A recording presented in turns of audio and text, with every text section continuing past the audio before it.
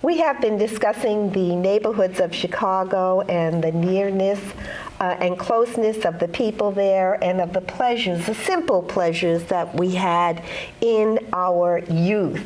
Now we're going to turn to another pleasure in the neighborhoods, the schools. They're kind of different from the schools today. What school did you go to? I went to St. Michael's Grammar School, and then I went to Waller High School, which is called Lincoln Park West. And what's your favorite memory of grammar school? Grammar school? Did you say favorite? Well, tell us about Sister Up to Your Shoulder. Oh, yeah. That was Sister Hildegard. She was about 4'9", and she had the fastest legs I could ever remember, and you didn't want to cross her. She really was, excuse the expression, a tyrant. But I loved her. All the teachers in the school were real nice nuns, and we really got taught very well there. Very good. And how about you, Penny? What school did you go to? I went to St. Luke's Lutheran School, Grammar School, and I went to Lakeview High School.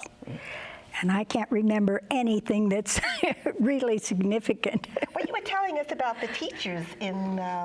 In grammar school, I had all male teachers. We did have one lady teacher, and I think she was probably the gym teacher.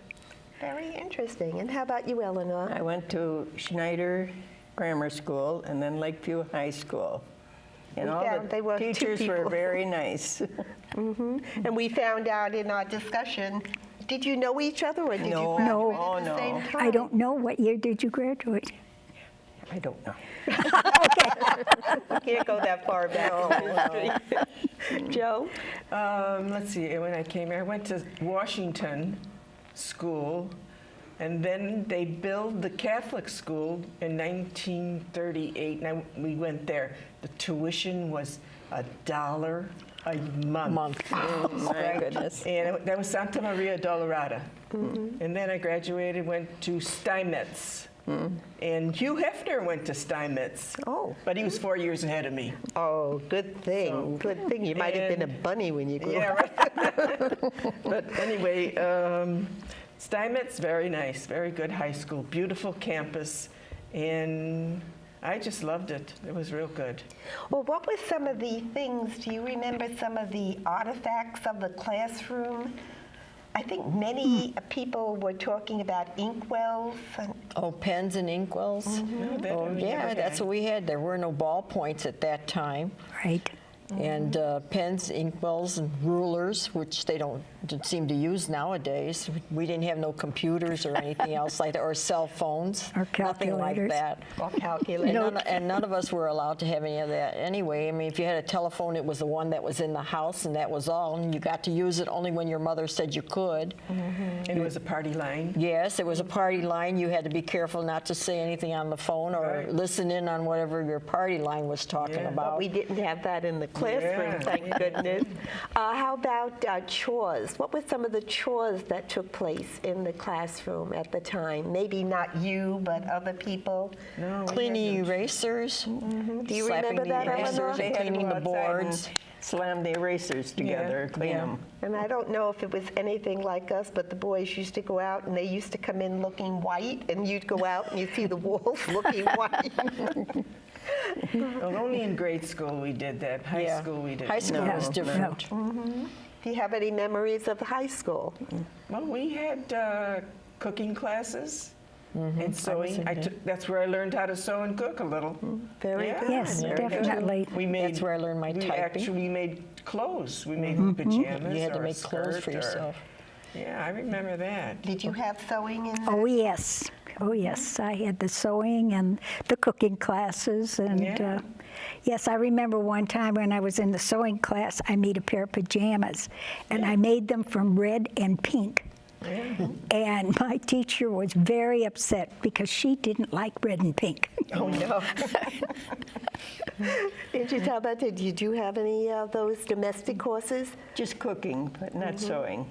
Mm-hmm. Well, I think they were really preparing us for life. In school at that particular time. And now they are, but the life that they're being prepared for, it is kind of different. Yes. Okay, and also now let's talk about shopping in the neighborhood. Joe, you used to have a mom and pop store. Yeah, we had a grocery store. My dad had a grocery store, and I worked in it every weekend, and we had everything: meat, vegetables, milk, eggs, all the staples and all the canned goods. But we tried to fashion it after the A&P and the National, but it wasn't that big. But it was enough. We had enough stuff. But it was a neighborhood store. It was a neighborhood store, yes. And I believe later on, after that, you got married, you had another store. My husband and I had a liquor store. Okay, and there were some exciting events that took place there, didn't they? In the liquor store? Yeah. Oh, yeah. Tell us. Oh, I don't know if you want to hear about it. Well, we used to have trouble with people over drinking somewhere else and coming in. But we used to have a bar, but it was only a shot and a beer, and that was it. There was no mixed drinks. And get unruly, and they would want to start So you had fighting. your hands full. Oh, boy. But it worked out. We always worked it out. Right. And you were mentioning something about a butcher store, a meat store. Could you tell us about that, Peggy? Yes, we had a meat store. What do you call it? Butcher shop. Butcher shop, right. In our neighborhood, and I used to go and pick the meat up for my mother every so often. I was quite young at the time, and I was in the store at the time when they robbed it. They came in with a sawed-off shotgun, and they held up the store, and I just stood there. I didn't say a word, and they just took the money and left. There wasn't really any problems except for the holdup. But that was quite exciting. I've never forgotten that. Well, I can well imagine that. Well, I know that there were bakeries if you wanted to buy bread and cakes, and there were butcher shops, and there were drugstores and liquor stores. Now today, they're all being supplanted by a big conglomerate. So I think the ambiance of the past has sort of been lost in that particular realm. Do you remember going? We walked to Dinkle's bakery, and that was well known. Oh, yes. We had delicious cakes and everything. We were there too. We used to get all our birthday cakes at Dinkle's. Yeah. Go shopping and down in the Lincoln and Ashland there all the time to the different stores and all that. I remember going to Spiegel's and buying my brother his first bicycle, and my mother said, "Don't spend a lot of money." Well, I charged everything to her card, and I got him the best of everything, and of course I got reprimanded for it when I got home. But I figured if my brother was going to have anything, he should have the best. Well, you said charged it all to the card. I think many stores, they used to have a book where somebody went in, you just said, put it on the bill. That's neighborhood places, but when they were big stores, they did have cards. Right. They did have charge cards even then. Okay. She's holding up a 5. And did you remember, did your parents ever send you out to go to pick up something at the store? Well, my grandfather, he lived with us, and he was old and he couldn't walk far. So he would send me to the tavern with a quarter, and I would get a little keg of beer for him. And you didn't have to show an ID? No, and I didn't drink it. But I've heard of people, they went and they sipped it on the way home. And you were saying something, you went and bought cigarettes, too. Yeah, you could buy cigarettes, you could buy liquor. We always met everybody at the drugstore, and the drugstore always had a counter where you can get ice cream or you could get pop and stuff like that. But the druggist, and everybody knew everybody, especially if you lived in the neighborhood. The druggist knew you, and he knew your father, so he would sell you the cigarettes. You know, there was no law saying you couldn't buy them for them. And at that time, we wouldn't dare think of smoking a cigarette ourselves. It was always for our parents. Right. Did you do any errands for your family? Other than just going to the grocery store, I can't remember anything. Well, I know that now, if you send anybody to the store, they have to have a car. Yes. You can't get around. Yes. But in the city, you do have different means of transportation and so forth. But we can see how close the neighborhoods and the communities were. And they are nostalgic days. They are days that we do look back on, and I'm sure many of you do tell your children about them. And I know that mouths are probably wide open. You did that, and They don't believe you. They don't. They don't. But it is a wonderful, wonderful feeling, and I think the suburbs are trying to achieve that, but it's not the same. And Henry Kissinger was the one that said, "The vision of a world community based on justice, not power, is necessary in our age."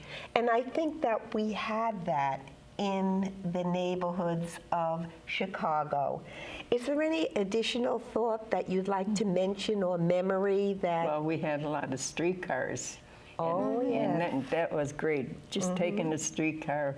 Oh, yes, it was Everywhere, a lot of fun. yes. In fact, I lived on a corner where it was Armitage, Lincoln, and Clark Street, and the streetcars always went around. We lived on the first floor, so you can hear the streetcars all the time, but eventually it lulled you to sleep. You didn't even hear them after a while. Right. It was really, really unbelievable, but it was nice. Yes, That is so very true. nice. Well, you had convenience in Yes. the city and in the neighborhoods with the transportation. The trolleys went all over. And you had to watch out for them because they had the right of way and they had the tracks and everything. But as we discussed, we knew that we could go many, many places just by using our feet. Well, I'd like to thank everybody for their contributions here, and may your memories continue to grow, because memories complete the soul.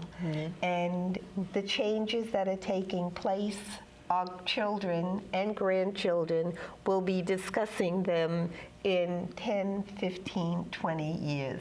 Thank you all, and God bless you all. Thank you. Thank you. you.